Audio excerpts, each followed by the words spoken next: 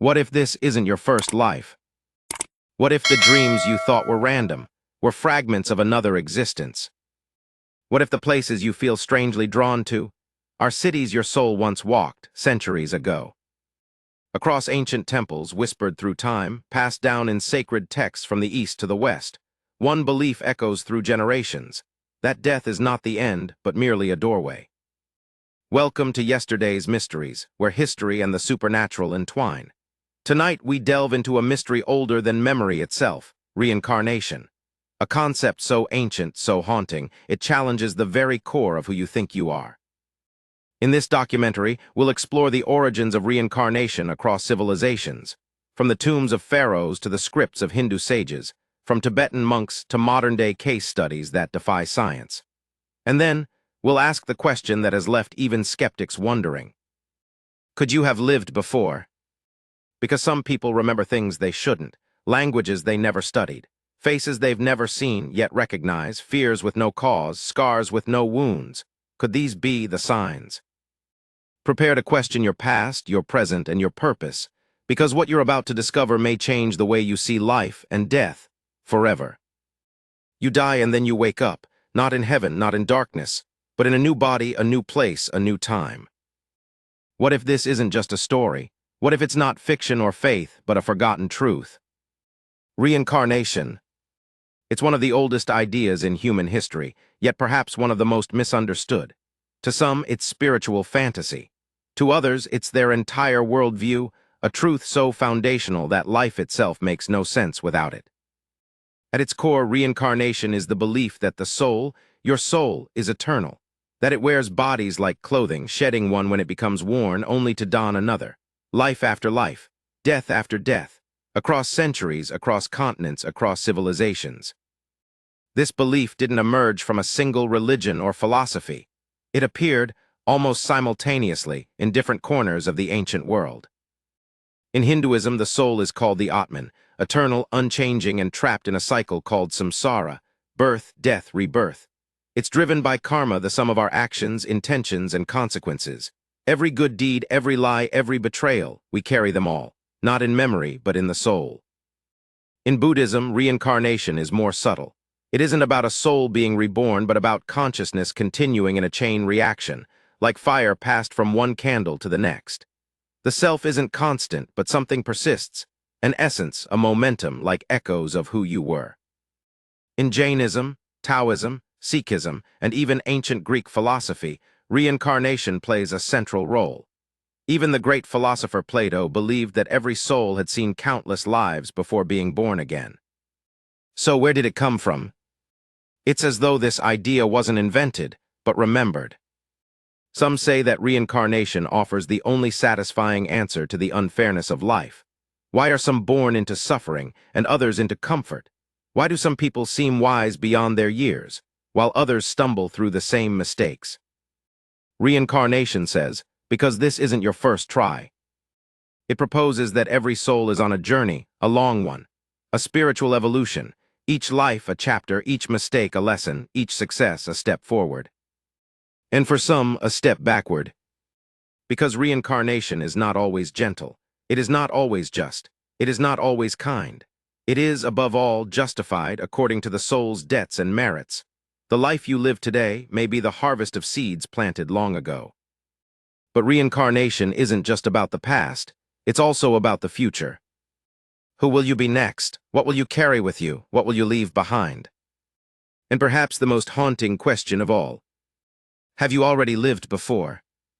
In the chapters ahead, we'll explore the ancient origins of reincarnation, the hard-to-ignore scientific case studies, and the deeply personal experiences that point to a soul far older than our birth certificates suggest.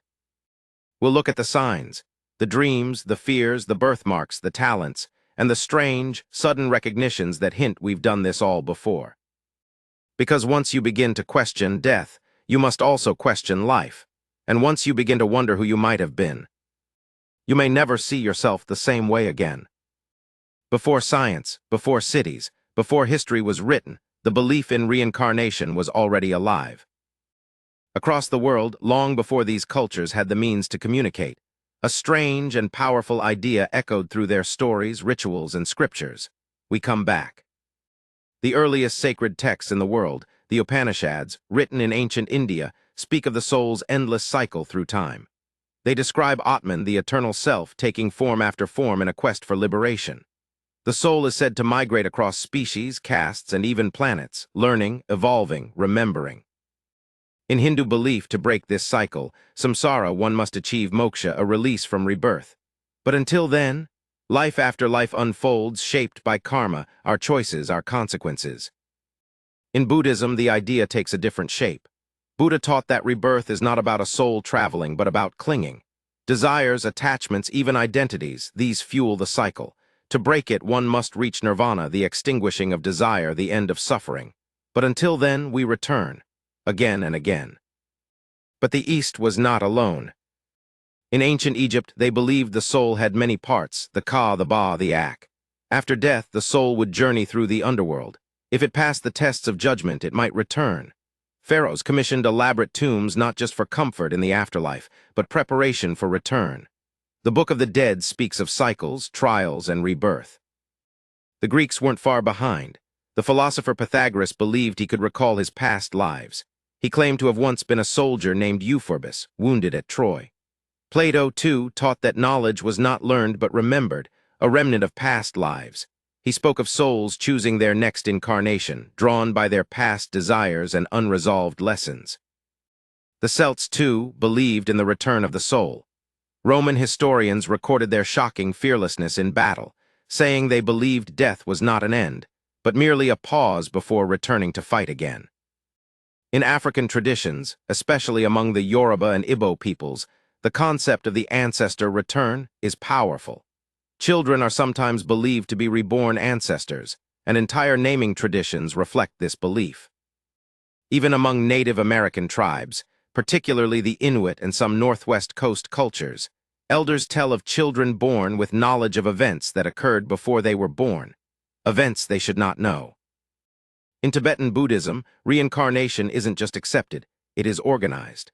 The Dalai Lama, the spiritual leader of Tibet, is believed to be a reincarnation of his predecessor. When one dies, monks search for his next incarnation, guided by signs, visions, and oracles. The chosen child, when found, often identifies items that belong to his past self with uncanny accuracy.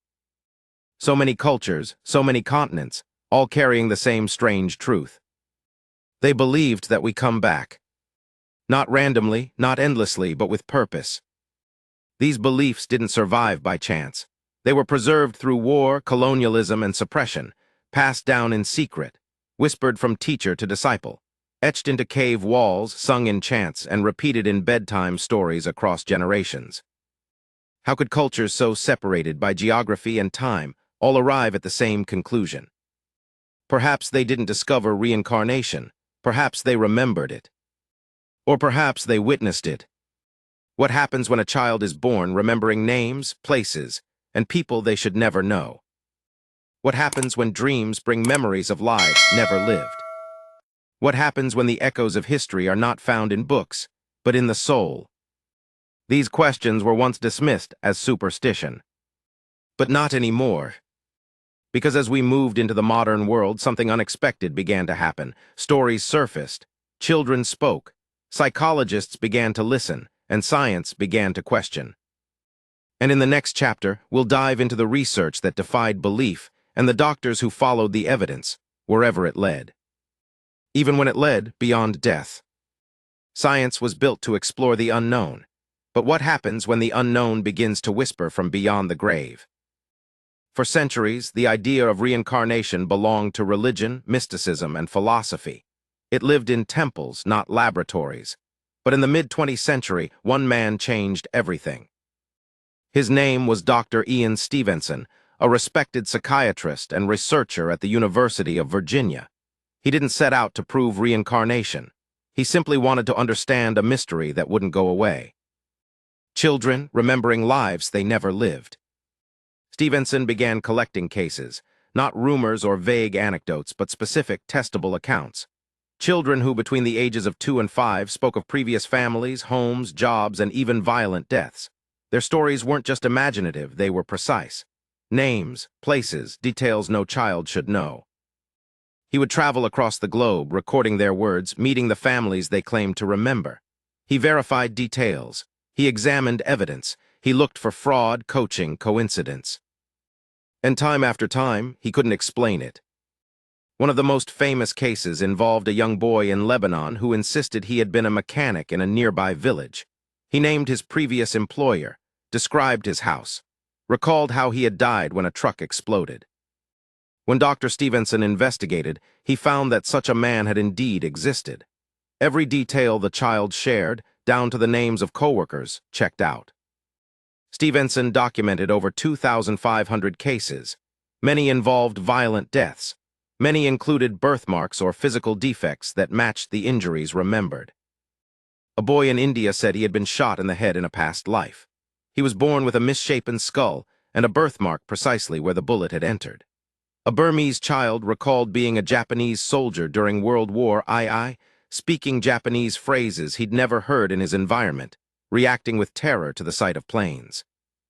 Time and again, the evidence pointed to something unexplainable. And Stevenson wasn't alone. His successor, Dr. Jim Tucker, continued the work. He studied children in the United States who spoke of former lives. One, a boy named James Leininger, began having violent nightmares about plane crashes at the age of 2. He said he had been a World War II pilot named James, flying off a ship called the Natoma. His parents, initially skeptical, began researching. They found the USS Natoma Bay, a real aircraft carrier, and a pilot named James Huston Jr., who died in the exact way their son described. James Jr. was real, and the boy somehow knew him. Tucker analyzed the odds of coincidence. He investigated, probed, cross-examined. And like Stevenson, he was left with no rational explanation. These researchers didn't claim proof of reincarnation. They didn't claim certainty, but they did claim something science couldn't ignore. There are children around the world across cultures who remember dying. And some of them can prove it. But why children? Why between ages 2 and 5? And why do the memories fade? Some believe that children are closer to the veil, that before the ego fully forms, the soul still remembers, that childhood dreams and imaginary friends may be echoes of a life just left behind. Science may not yet be ready to say yes to reincarnation, but it can no longer confidently say no. And if even one of these cases is true, just one, then death, as we understand it, is a lie. Your soul might forget, but your body remembers. Imagine being born with a strange birthmark, when your parents can't explain. Maybe it looks like a scar. Maybe it matches the exact spot where in some unspoken memory you once felt pain or death. In the world of reincarnation studies, one of the most compelling patterns is this: physical marks that mirror the injuries or features from a person's past life. Dr. Ian Stevenson, whose work we explored earlier, didn't just interview families. He took photographs, X-rays, medical records. Out of the thousands of reincarnation cases he studied, over 200 featured children born with birthmarks or deformities that corresponded exactly with how they claimed to have died in a previous life. In one case, a child from Turkey remembered being killed by a shotgun blast to the chest. He was born with an irregular, puckered birthmark over his heart, as though scarred from a wound never received in this lifetime. The autopsy report of the man he claimed to have been? A shotgun wound, in the exact same location. Another child in India remembered being stabbed in the neck. His family was shocked when he was born with a narrow, linear birthmark slicing across his throat. One Burmese boy had a malformed leg. He claimed to have been a farmer who lost that leg to a landmine.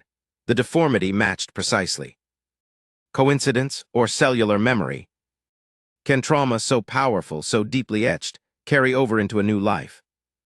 Some scientists theorize that epigenetics, the study of how trauma and experiences can be passed down through DNA, might offer a partial answer. But these birthmarks don't follow bloodlines.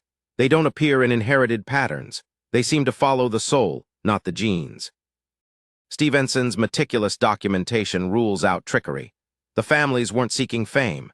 Many were rural. Many were frightened. Some even hid their children's memories out of fear. And yet the evidence lingered, etched into skin, sewn into muscle, as if the soul had left a calling card on the body. Some of these children even carried phantom pain. A girl in Thailand claimed to have been struck in the head with an axe in a former life. She was born with a dent-like mark on her scalp and often complained of headaches localized to that exact spot. If we believe that the soul is pure spirit, untouched by the physical, this challenges everything. Because these cases suggest the soul may remember not just thoughts and feelings, but trauma, injury, pain. What if your lifelong ache, your chronic pain, your unexplained sensitivity wasn't born in this life? What if it came from another? You walk into a room you've never seen before and feel like you've been there 100 times. Your pulse quickens, your eyes scan the walls, you know what's around the corner, you know what's coming next. But how? This feeling, that eerie sense of familiarity in the unfamiliar, is called déjà vu, French for already seen. And nearly all of us have experienced it. Brief flashes, sudden shivers, a tug from a moment that doesn't belong in the present. Science explains déjà vu as a glitch in the brain's memory processing, information being misfiled, emotions responding faster than reason. But what if it's something else? What if it's not a glitch, but a memory? Many who believe in reincarnation see déjà vu as a whisper from a past life. Not full recollection, just echoes, fragments. A face in the crowd you swear you've seen before. A city that feels like home even though you've never stepped foot in it. A language you understand without learning. These are the breadcrumbs. Take the case of a woman who visited Rome for the first time. As she wandered the cobbled streets, she grew increasingly anxious. She began to describe the location of a small alleyway that, to her knowledge, didn't exist. But when they searched, it was there. Hidden, old, and matching her description. She remembered the layout from a life she never lived. Or the man who traveled to rural Ireland and was overcome with tears. He said he knew the land, the hills, even the names of villages from centuries ago.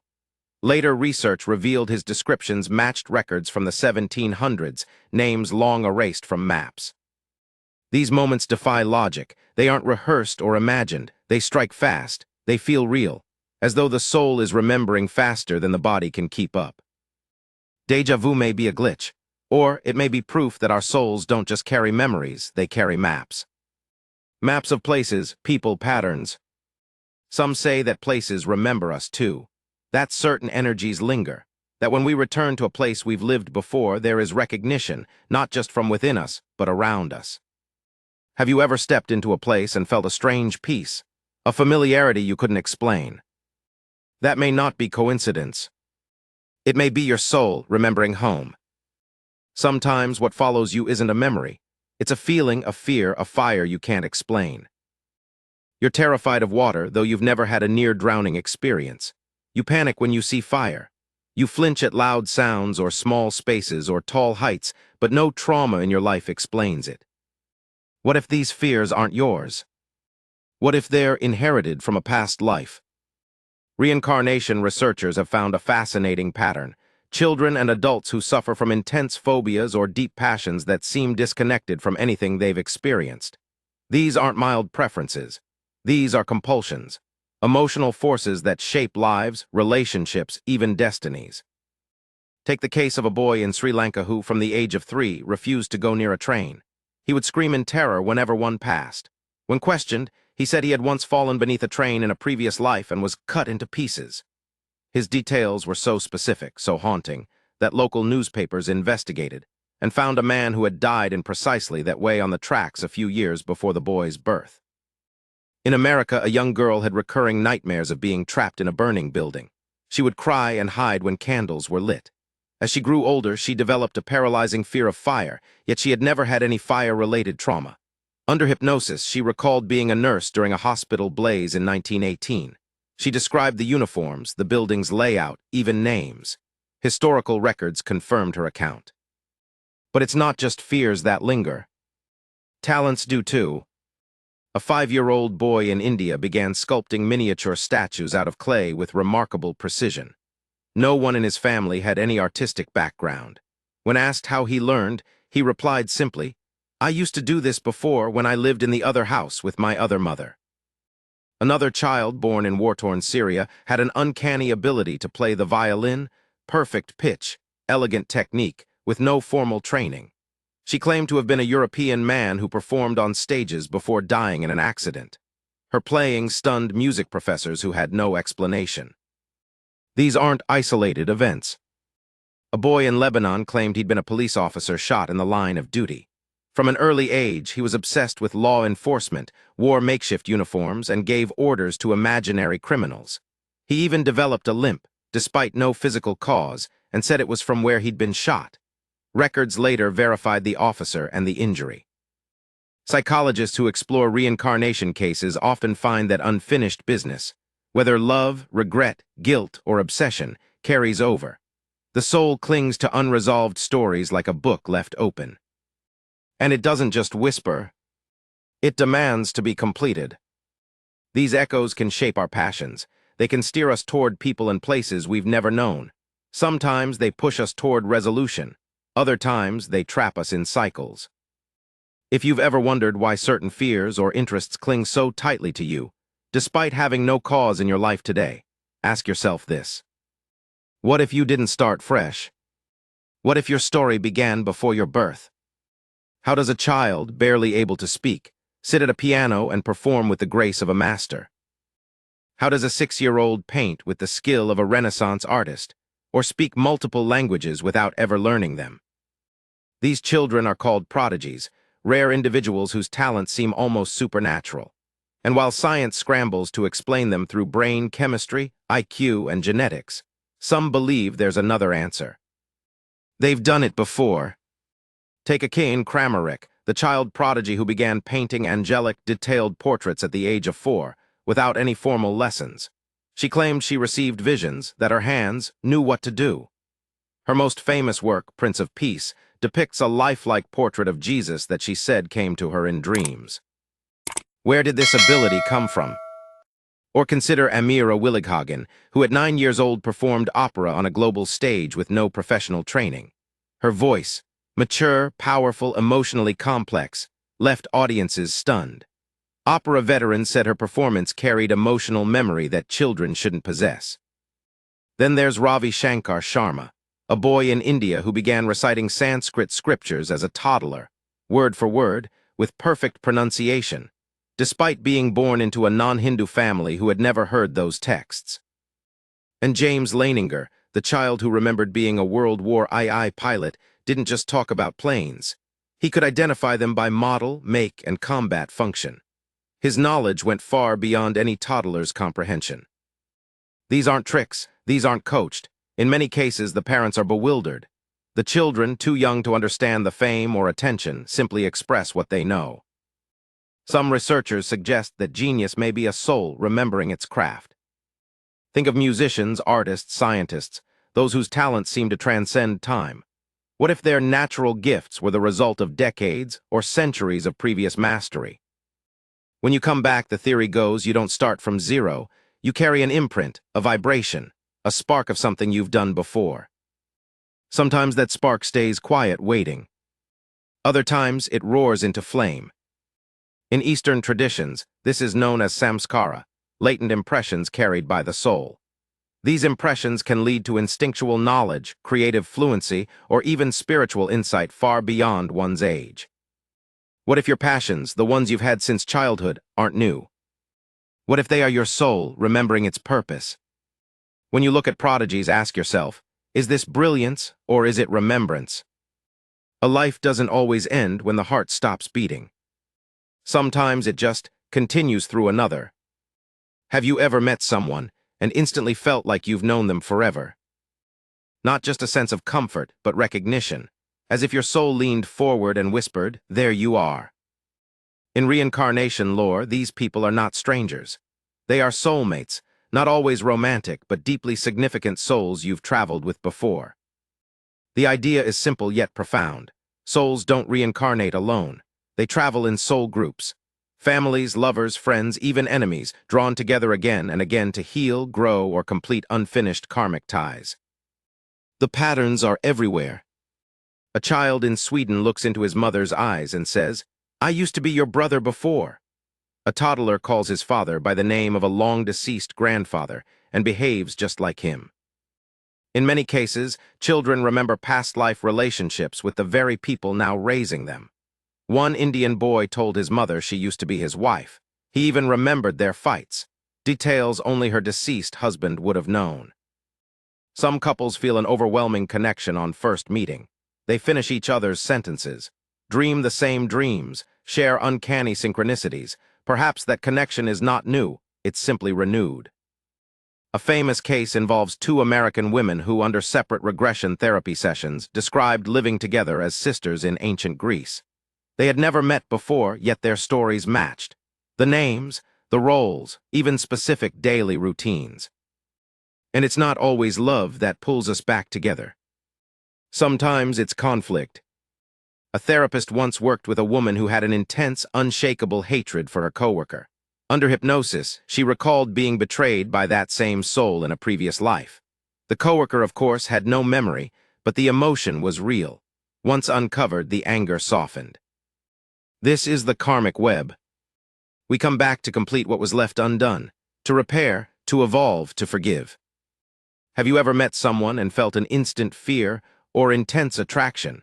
Have you ever felt responsible for someone in a way that didn't make sense? These may be soul contracts, agreements made before this life began, to help each other, to hurt and then heal, to teach, to love. It means that nothing is random, not your family, not your lovers, not even your enemies. It means that some relationships aren't just for a season, but for centuries. How would you know if your soul has walked this earth before? The signs aren't always loud. They don't shout, but they're there if you know where to look. 1. Intense fears with no origin. Do you carry phobias that have no basis in your current life? A fear of fire, drowning, heights, swords, even being buried alive. These could be emotional imprints, residues of trauma from past lives your soul hasn't fully processed. 2. Unexplained talents or knowledge. Have you ever picked up a musical instrument and just known what to do? Found yourself drawing, speaking, healing, without ever being taught? Past life abilities often resurface, especially when the soul feels safe to express them. 3. Déjà vu that feels deeper. We all experience déjà vu, but some moments are more than that. They feel like memories, as if you've been here, not just in this moment, but in a version of life long forgotten. 4. Childhood memories that don't belong. Children are the most common carriers of past life recall. If you had dreams, names, or memories as a child that no one could explain, or if your own child begins to speak of another family, another house, or the time I died, pay attention. These may be echoes from before. 5. Strong emotional reactions to places or eras. Have you ever felt drawn to a specific culture, time, period, or place, without knowing why? Maybe ancient Egypt feels like home. Maybe Victorian London triggers anxiety. These are often soul memories stirring beneath the surface. 6. Deep connection to people you just met. Instant trust, instant dislike, instant recognition. If someone feels familiar from the moment you meet, it's possible you've shared lives before. 7. Wisdom beyond your years. Old souls often incarnate with a sense of detachment, calmness, or insight. They may feel out of place, misunderstood, or spiritually attuned from a young age. They've done this before many times. 8. Birthmarks or physical imprints. As explored earlier, certain birthmarks may trace back to how you died in a previous life. Especially if they're paired with memories or fears, they could be soul scars, etched into new flesh. The truth is, most people carry signs, some subtle, some overwhelming. The question is not, have you lived before? The question is, are you listening to the signs that say you have? We fear death because we think it's the end, but what if it's only a doorway? The ancient traditions of the world, from Hinduism to Buddhism, from tribal shamans to modern mystics, all whisper the same truth, that life is a circle, not a line. That we return again and again. Not as punishment, but as progress. Each lifetime a classroom, each breath a lesson. If reincarnation is real, then nothing is truly lost. Not time, not love, not even life itself. The mother who dies too young may one day return as her own grandchild. The soldier who falls in war may be reborn as a peace activist. The victim and the perpetrator may trade roles, learning the consequences of pain and the power of forgiveness. Reincarnation reframes everything. It gives purpose to suffering, depth to joy, meaning to coincidence. It invites us to ask, who have I been? And more importantly, who am I becoming? We are not blank slates. We are woven tapestries, threads of memory, love, trauma, and hope carried across centuries. We are not prisoners of fate. We are students of the soul. And if that is true, then every act of kindness matters. Every lesson learned echoes across lifetimes. Every soul you meet might be a familiar face, wearing a new name. So live boldly, love fully, forgive deeply. Because this life is not the end. It's only the next chapter,